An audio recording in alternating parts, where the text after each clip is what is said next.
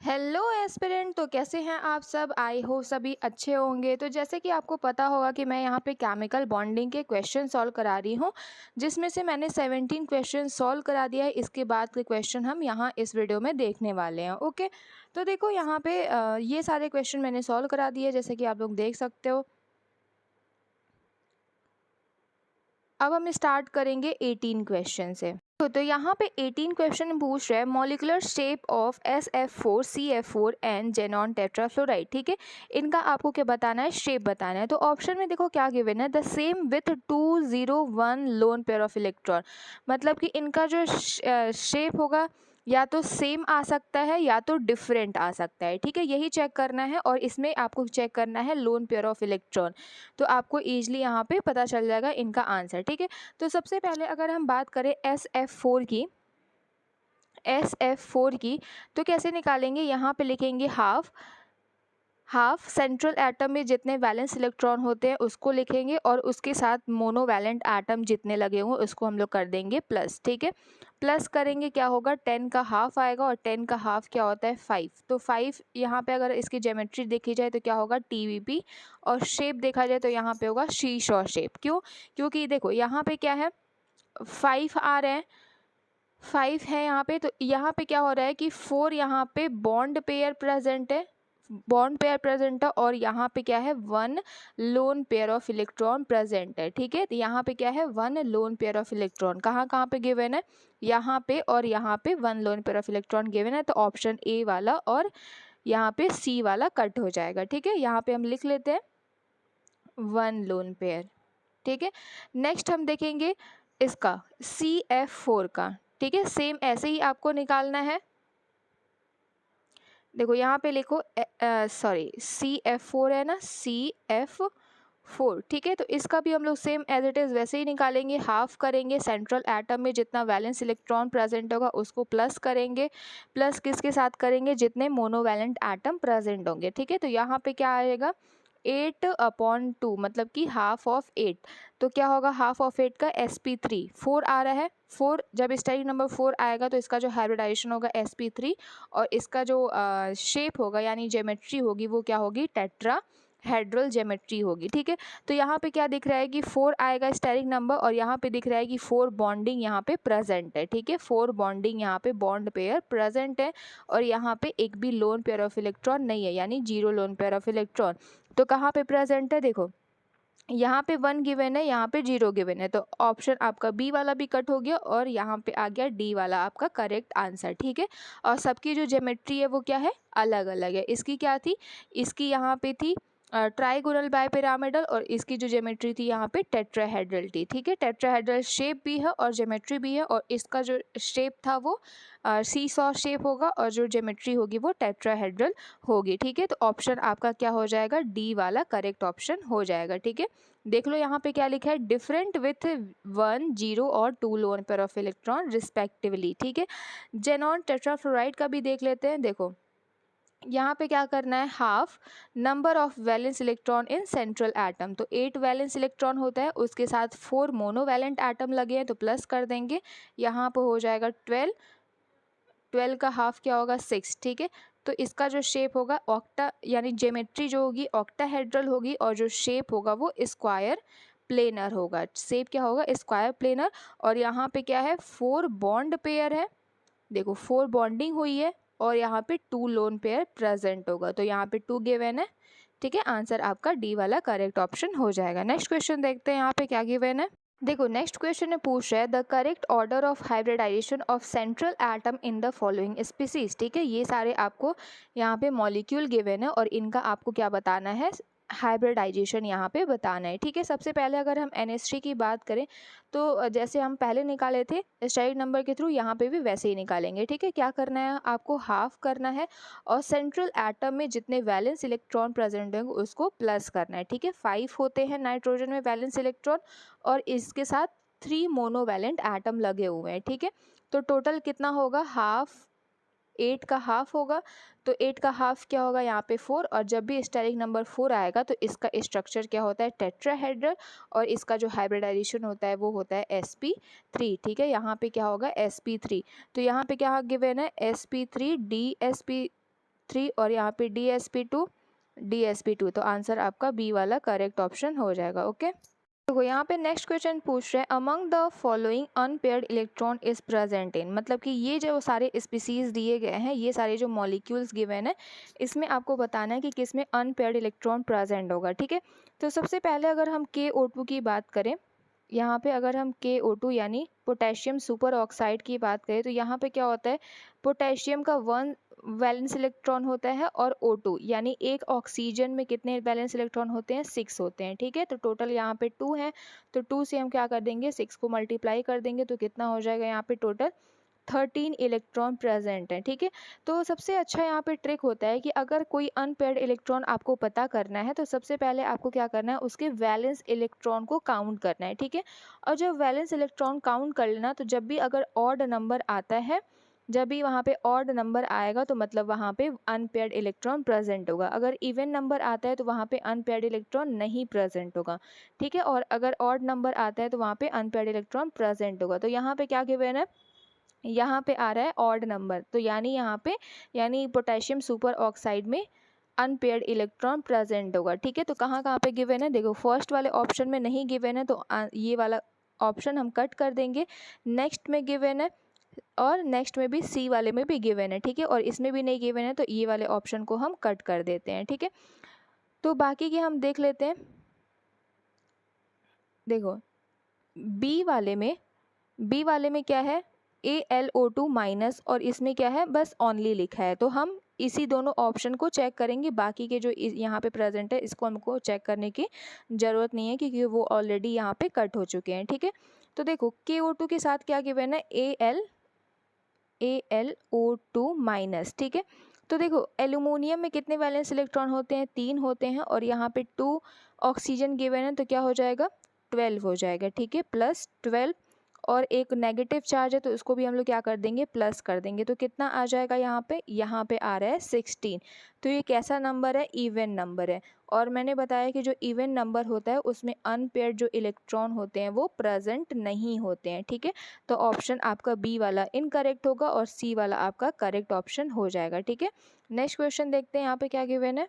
इसमें पूछ रहे हैं which of the following molecule will form a linear polymeric structure due to hydrogen bonding. ठीक है, तो यहाँ पे आपको बताना है कि कौन से मॉलिक्यूल में लीनियर पॉलीमरिक स्ट्रक्चर बनता है। ठीक है, किसकी वजह से, हाइड्रोजन बॉन्डिंग की वजह से। ठीक है, तो अगर हम यहाँ पे बात करें HCl की, HCl में तो नहीं बनेगा, और अगर हम बात करें यहाँ पे HF की, तो जो HF होता है वो क्या होता है, इसमें एक हाइड्रोजन प्रेजेंट है और एक यहाँ पे फ्लोरीन प्रेजेंट है। ठीक है, तो ये क्या करते हैं यहाँ पे ये यहाँ पे क्या करते हैं, हाइड्रोजन बॉन्डिंग के थ्रू जिग जैग मोशन में ये क्या करते हैं, लीनियर पॉलीमरिक स्ट्रक्चर बनाते हैं। ठीक है, तो ऑप्शन आपका बी वाला करेक्ट ऑप्शन हो जाएगा। ठीक है, और ये जो H2 होता है वो 3D केज बनाता है, और ये जो NH3 होता है ये ब्रांच्ड स्ट्रक्चर बनाता है। ठीक है, तो ये दोनों ऑप्शन कट हो जाएंगे। नेक्स्ट क्वेश्चन देखते हैं यहाँ पे क्या गिवन है।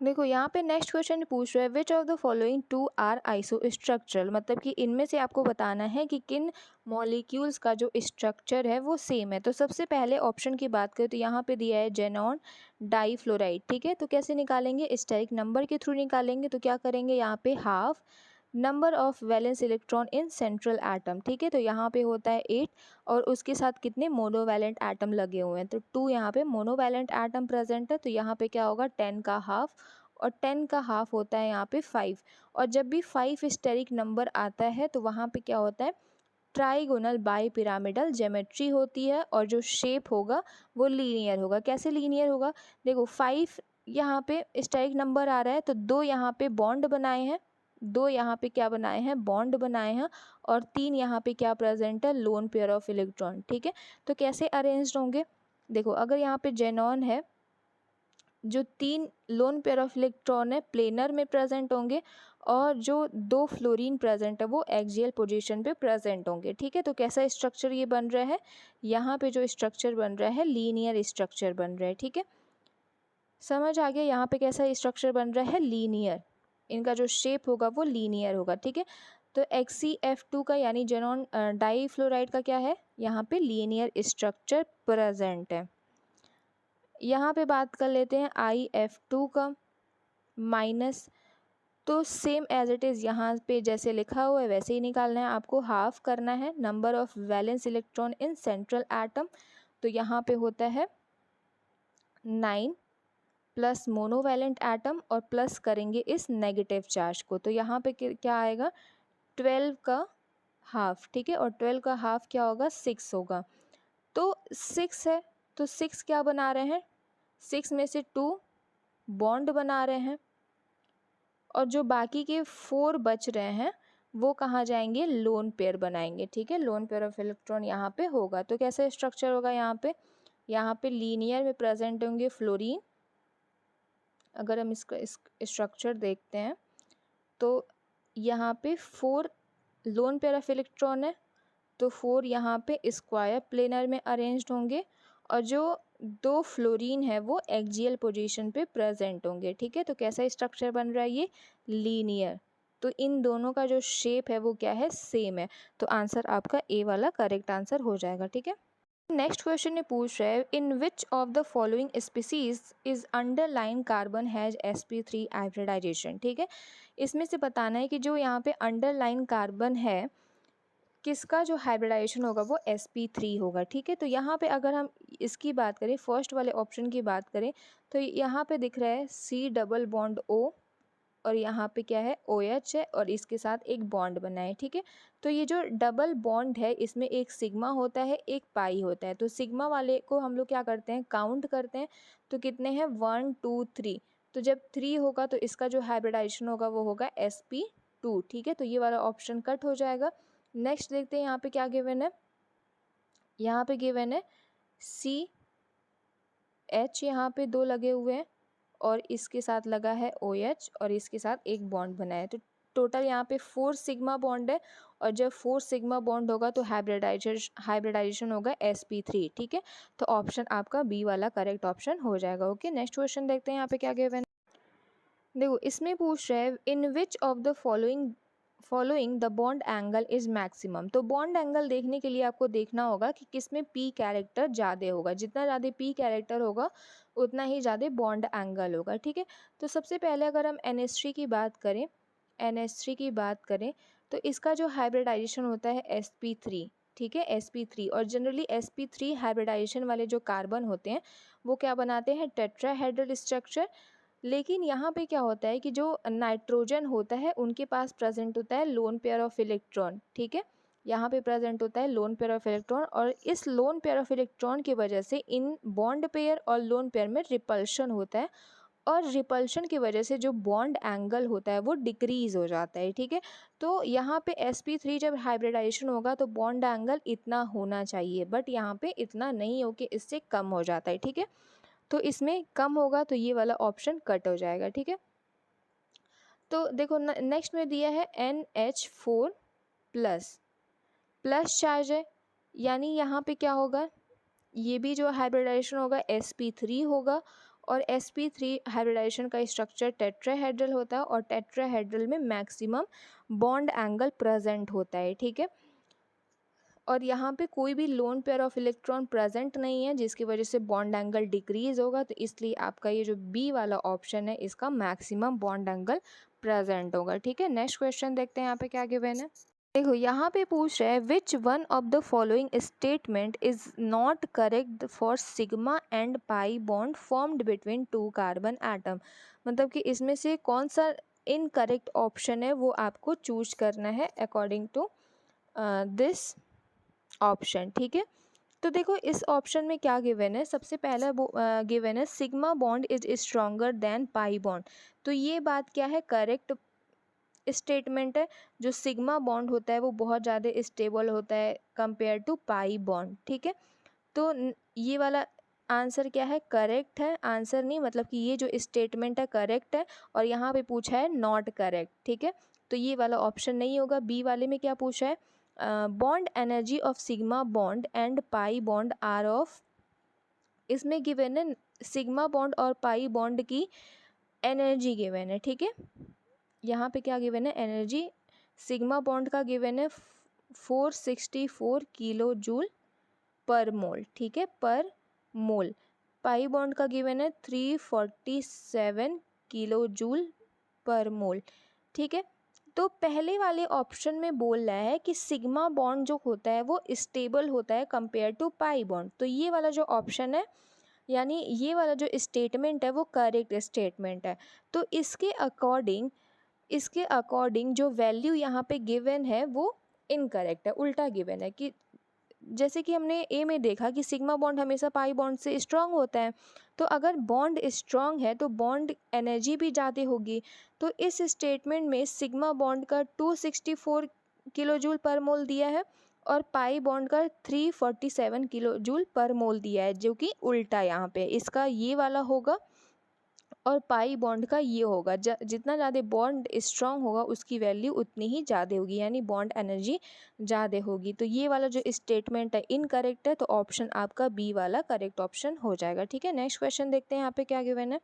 देखो नेक्स्ट क्वेश्चन में पूछ रहे हैं total number of loan pair of electron in XeOF4। ठीक है, तो यहाँ पे बताना है आपको, जो यहाँ पे ये जो मॉलिक्यूल गिवन है इसमें आपके कितने loan pair of electron present है। ठीक है, तो अगर हम जेनॉन की बात करें तो जेनॉन जो होता है वो नोबल गैस कॉन्फ़िगरेशन होता है और इसके जो वैलेंस इलेक्ट्रॉन होते हैं वो 8 होते हैं। ठीक है, तो 8 वैलेंस इलेक्ट्रॉन में से कितने आपके लोन पेयर ऑफ इलेक्ट्रॉन बच रहे हैं, यही आपको बताना है। तो यहाँ पे अगर हम देखें तो यहाँ पे जो फ्लोरीन है वो 4 इलेक्ट्रॉन इन्वॉल्व है इसमें, यानी जो फ्लोरीन है वो 4 इलेक्ट्रॉन इन्वॉल्व कर रहा है बॉन्ड बनाने में। ठीक है, और ऑक्सीजन है ये क्या है, डाई वैलेंट, मतलब कि ये जो होता है वो डबल बॉन्ड का फॉर्मेशन करता है। या जो ऑक्सीजन होता है वो कैसा बॉन्ड बनाता है, डबल बॉन्ड।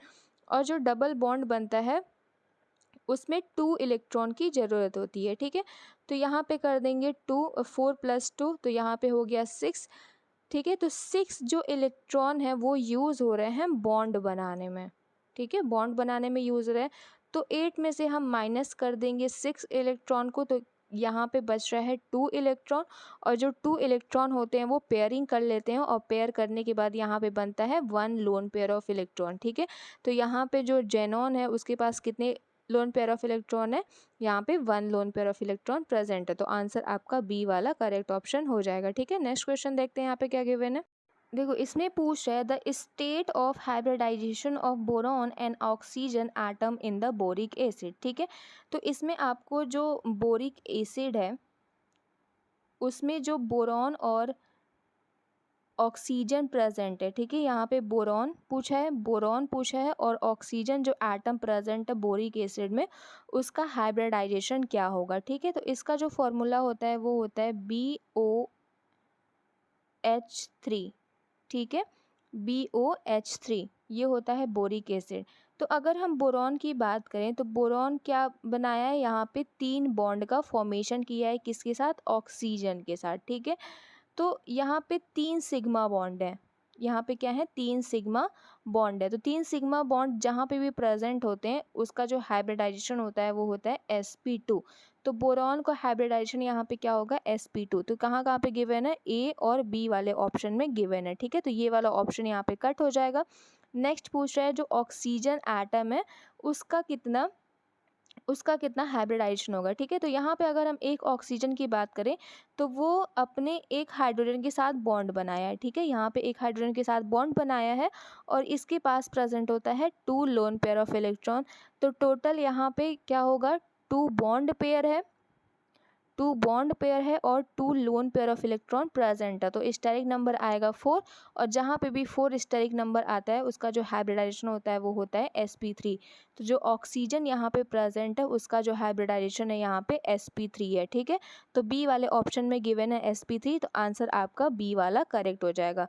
बोरॉन का जो हाइब्रिडाइजेशन होगा वो होगा sp2 और जो ऑक्सीजन प्रेजेंट है उसका जो हाइब्रिडाइजेशन होगा वो होगा sp3। ठीक है, यहाँ पे नेक्स्ट क्वेश्चन ये पूछ रहा है the maximum number of 90 degree angle between bond pair of electron is observed in. मतलब कि इसमें बताना है जो मैक्सिमम 90 डिग्री एंगल किस किस हाइब्रिडाइजेशन में प्रेजेंट होता है। ठीक है, तो अगर हम यहाँ पे sp3d2 हाइब्रिडाइजेशन की बात करें तो ये जो होता है वो ऑक्टाहेड्रल ज्योमेट्री का हाइब्रिडाइजेशन होता है। तो जैसे कि यहाँ पे एग्जांपल ले SF6।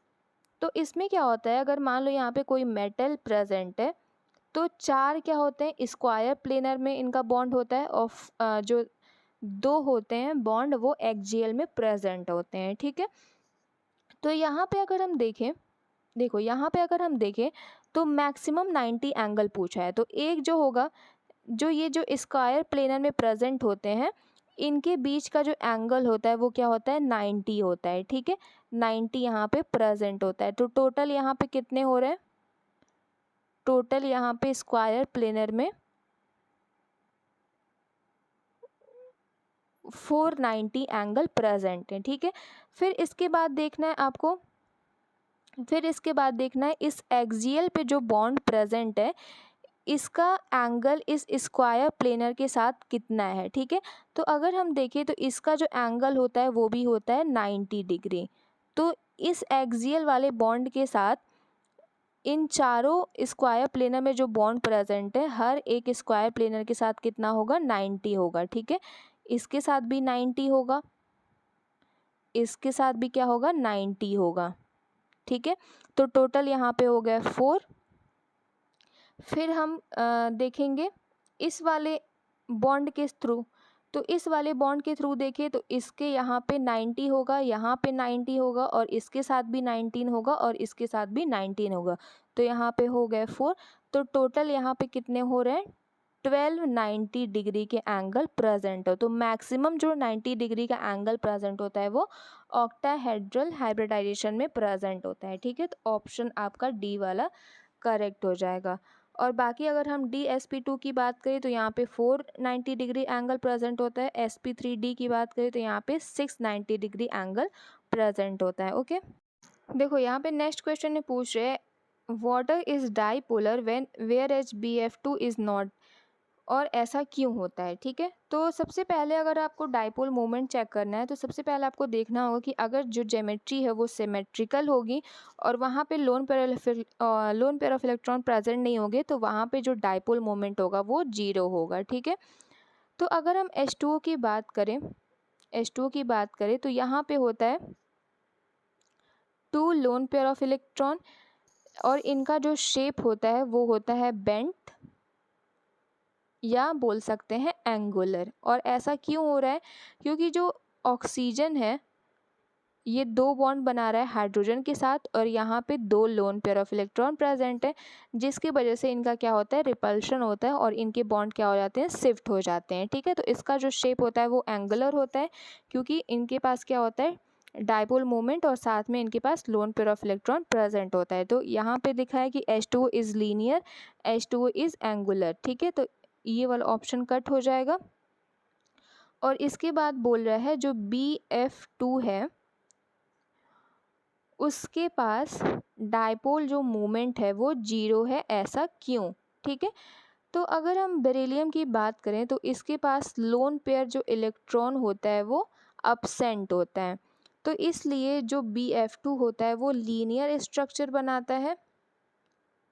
अगर यहाँ पे loan pair of electron present नहीं होगा तो कोई भी रिपल्शन नहीं होगा, और रिपल्शन की वजह से, रिपल्शन ना होने की वजह से जो स्ट्रक्चर होगा वो लीनियर होगा। ठीक है, तो यहाँ पे गिवन है BF2 इज लीनियर, तो ऑप्शन आपका सी वाला करेक्ट ऑप्शन हो जाएगा। ठीक है, और डाइपोल मोमेंट भी जो होता है इनका 0 होता है, क्योंकि इधर ये जाएगा और ये इधर जाएगा तो दोनों क्या करेंगे, कैंसल आउट कर देंगे, जिसकी वजह से जो डाइपोल मोमेंट होता है वो 0 होता है। ठीक है, नेक्स्ट क्वेश्चन है पूछ रहा है which one of the following has a regular tetrahedral structure. ठीक है, तो सबसे पहले ऑप्शन में गिवन है BF4 माइनस। ठीक है, तो इस टाइप नंबर के थ्रू निकालेंगे, यहाँ पे होगा हाफ, बोरॉन में होते हैं 3 valence electron plus 4 monovalent atom और एक नेगेटिव चार्ज है तो इसको प्लस कर देंगे, तो टोटल यहाँ पे होगा 8/2। ठीक है, 8 का हाफ क्या होगा, 4, और जब भी इस टाइप नंबर 4 आता है तो इसका हाइब्रिडाइजेशन होता है sp3।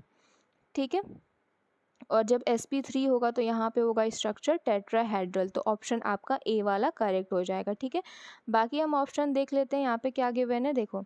नेक्स्ट पूछ रहा है SF4। ठीक है, तो SF4 की बात करें तो यहाँ पे होगा half, valence electron in sulphur 6 होता है, 4 बॉन्ड बना रहा है तो यहाँ पे होगा 10/2, और यहाँ पे आएगा 5 और जब 5 आएगा तो स्ट्रक्चर होगा ट्राइगोनल बाइपिरामिडल। ठीक है, ये ऑप्शन कट हो जाएगा। जेनॉन इसके बाद ये है जेनॉन टेट्राफ्लोराइड, तो यहाँ पे भी देख लेते हैं जेनॉन टेट्राफ्लोराइड।